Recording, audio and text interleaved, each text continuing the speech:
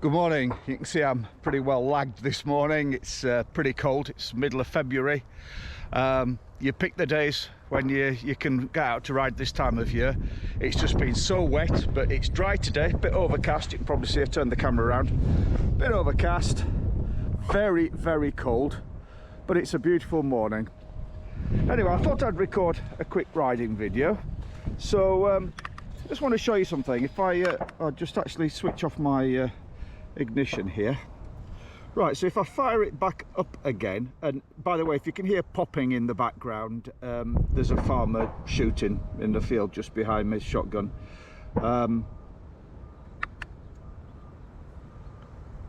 There, you see when you fire it up, there's what I call idiot lights. I think what most people of my generation call idiot lights come on the bike. And that's what I want to talk about this morning. Idiot lights. So I'm going to get my camera, going to get my helmet on, go for a bit of a ride, and let's talk about idiot lights. So, idiot lights.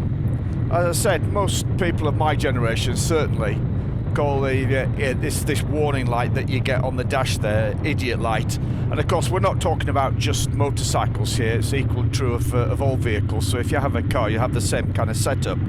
If you look in the owner's manual, they're probably called a service light or an engine management light, or I've heard them referred to as a MIL, M-I-L, which is I can't remember what it stands for, something malfunction light or something like that. Anyway, the terminology this is important as it highlights a significant change in motorcycle ownership, which reflects in turn a change in wider society. This term idiot light comes from a time when motorcycle riders and car drivers, as I've already said, had gauges so that they could monitor important functions themselves. Hello, some cyclists here. It's the day glow jackets show up.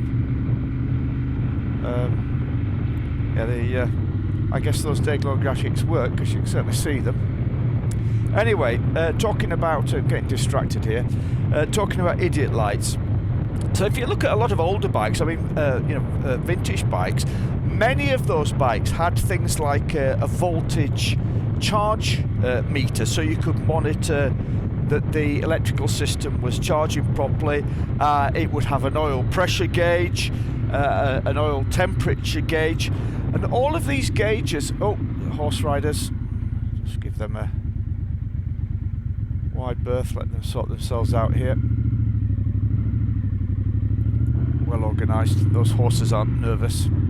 Right, yeah, this is just the what it's like riding in rural Northumbria, out on these back roads. We share it with all sorts of other users. Anyway, so back to my point about gauges. Used to be the case that you had gauges on your bike, or as I say, on your car, so that you could monitor these important aspects of the engine's performance yourself. And the two most important being the electrics and the lubrication system. But then there came a time when these gauges, which you had to read and interpret, of course, were replaced with a simple light that came on to just tell you there was a problem or a malfunction. That's it. MIL stands for malfunction indicator light. I've forgotten, sorry. So yeah, rather than a gauge that you could read and monitor and judge for yourself, what we suddenly found was there was just a light. And when that light came on, usually the owner's manual tells you just to take it to the dealer or to the garage for them to sort out. So the reason why it's called an idiot light then is because the manufacturers are treating us, the riders, as idiots. We're not capable of reading and interpreting gauges ourselves. It's just a light that comes on to tell us, oh, we've got to take it and let an expert have a look at it. And I know in many modern cars, possibly some more modern bikes as well, I don't have experience of it, the vehicle even goes into limp mode if the light comes on, so you can't. It doesn't allow you the option of carrying on riding. You can just sort of slowly limp home or limp to the garage to get it sorted out. So as I said, the origin of this term idiot light comes from the fact that the manufacturer is treating us, the rider, as an idiot. We're not capable, apparently, of reading and interpreting gauges and monitoring performance ourselves. And what this does is it takes away that agency and control from the rider and replaces it with just this simple light that comes on to tell you that then you have to seek professional help. You have to seek help from somebody else. And here we come to my point. This is symptomatic of a general dumbing down that we are seeing increasingly across most aspects of life, if not all aspects of life. People are generally becoming less capable, less self-sufficient, and they live in a world which they have no idea how the things around them work, how the things that they're using work. They're just these mysterious black boxes. We see it everywhere. I mean, another example, I can remember, just a simple example, but I can remember when I was relatively young, my father showing me how to wire up an electrical plug onto some more horses here. Again, just give them a wide berth, but they seem to be very well behaved, not at all nervous, those horses. Yeah, so my father taught me how to wire up an electric plug, for a mains plug onto a lamp, because he said, this is an important skill that you need to learn. And I don't know if you've noticed, but these days, whenever you buy something, the plug is already fitted there and it's molded on, so that it's molded onto the cables, one unit, so the user can't touch the wiring, because we can't be trusted to do that. We're too stupid to be able to connect a couple of wires to a plug, apparently. So back to motorcycling, we are seeing this progressive dumbing down. Not just in terms of the motorcycle ownership and maintenance of the motorcycle, upkeep of the motorcycle, but in terms of riding too. So if we look in terms of motorcycle maintenance, manufacturers are making it harder and harder for owners to do any maintenance on their own machines. And this pressure comes from two different directions. One is the complexity and sophistication, particularly of the electronic systems, which now in many cases they require very expensive specialist diagnostic tools, which your everyday owner is just not going to have. And another direction of pressure, it comes in terms of things like warranties. You can't touch your bike, you've got to take it to a garage, otherwise you void your warranty. And that's particularly the case for people that get their bikes on some kind of credit, like a PCP contract. They're just worried about everything has to be done through the dealer to keep all the warranties up, and also getting those dealer stamps in your owner's book. Then that has an impact on the resale value as well. You've got to have those dealer stamps in there, so you've got that service history.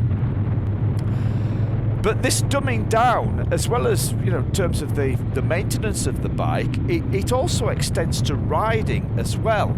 So we are seeing more and more electronics on bikes, which are actually taking away from skilled input by the rider. So simple things which we're all familiar with, ABS and anti-locking braking systems, because apparently we can't be trusted to know how to brake properly. Traction control, because apparently we can't be trusted to use the throttle properly. And quick shifts as well now, because using the clutch and matching engine speed with road speed, good throttle and clutch control, is apparently too difficult for us. So we've got to have some help with that. And now we're seeing things as well like radar braking systems, because apparently we can't be trusted to ride a safe distance from the vehicle in front and to concentrate and brake appropriately. And we're seeing things obviously on cars. There's even more technology because there's more space in cars to incorporate it. But things like auto dipping headlights, self-cancelling indicators. If you're American watching this, when I say indicator, I'm talking about a turn signal. The British term for a turn signal is an indicator. So of course, we're also heading towards self-driving vehicles as well, and they're being developed because apparently we can't be trusted to drive the thing at all. We've got to let a vehicle do all of this for us. All of these things I'm talking about are relatively recent examples. If you look back to vintage machines, so if you ever look around a museum or you go to a vintage event, you see vintage machines, you can see that there was even more input required from the rider. So things like having to manually adjust the ignition timing with an advance lever on the handlebar. Of course, on old carburettor bikes, the choke setting, it's all done electronically with sensors now through the fuel injection, but you had to put the choke on for cold starts, then adjust how much choke to leave on and when to take it off, etc. And on very old bikes, even the lubrication system was manual, so there was a hand pump rather than being an oil pump incorporated into the engine like we have on modern engines. There was a hand pump, and the rider then had to judge how frequently and how much to pump to lubricate the engine according to how fast they were going and how hard they were working the engine. So if you look over time, there's more and more control, more and more agency being removed from us as owners and riders. And we see this in all areas of life. We're slowly and steadily being pushed in the direction of just being helpless consumers. It seems that what's required of us, what they want us to do, is just consume in a very passive way. Don't try and fix your own bike, just pay somebody else to do it for you. Don't try to improve your riding skills, become a better rider. No, just buy a new bike that does it all for you and upgrade that bike frequently, regularly, as more and more gadgets become available. Now you might be watching this and thinking, well, where's the problem in all the gadgets? I'm not. You might be saying, I'm not interested in getting my hands dirty working on my bike. I'd rather let a qualified mechanic do it. And you might be saying, I love all the gadgets on my bike. The more, the merrier. And if you do feel like that, then I'm not arguing with you about that. But for me, it makes me very uncomfortable, and I'll explain why. It's because of this issue that I've already said, is that we are being herded in the direction of becoming dumber, being less able, and becoming more dependent. And that, I feel, is not healthy. Now, if you are American and watching that should definitely make you feel very uncomfortable, as it flies in the spirit, flies in the face of the spirit on which the USA was built. The USA was built on the idea of rugged independence and self-reliance. The first settlers, the prospectors who moved west, that's what it was all about. And we're slowly having that taken away from us. Now, much of the technology that we see on bikes and on cars, of course, is sold to us in the name of increasing safety. But I would question whether that is the reality behind the rhetoric that we're being sold. So, for example, if you take something like ABS, in most conditions, a skilled rider without ABS can outbrake an unskilled rider with ABS. Without question, I've seen that done many, many times. Right? So it's not about improving the braking performance, it's not about improving safety, it's about dumbing down the rider, because what's expected is that you are an incapable rider, and therefore only with ABS are you going to be able to brake better, not by improving your skills. Now, I've made separate videos about safety features on bikes, like things like ABS, and some of my cynicism about it. And also, I've made another video about safety more generally, and I made one about helmets and helmet safety. And it's been very interesting reading some of the comments on those videos. There's some topics there that I want to return to, because I think it's very important. So anyway, back to this issue of being dumbed down, just being dumbed down. And I'm just taking the example of motorcycles because it seems to be happening in many areas of life. You know, what do we do about this issue about being just pushed in this direction of everything being dumbed down? I don't have a general answer to that, I'm afraid. If you were looking for some massive wisdom from it, it's difficult. And I think with the rise of artificial intelligence, AI, it's a trend that looks to set not just to continue, but to accelerate in all areas of our life. We're going to have more and more agency taken away from us and replaced by, you know, decision making, judgment making, all just taken away from us and given to AI. So it's very hard to see how, you know, we can fight against that. It's a bit depressing, actually. All I can say is, you know, on an independent level, how I'm fighting back, if I can put it like that, against it, and that is, I'm doing so by trying to be fully engaged as possible in terms of understanding both how my motorcycle works and in developing my riding skills.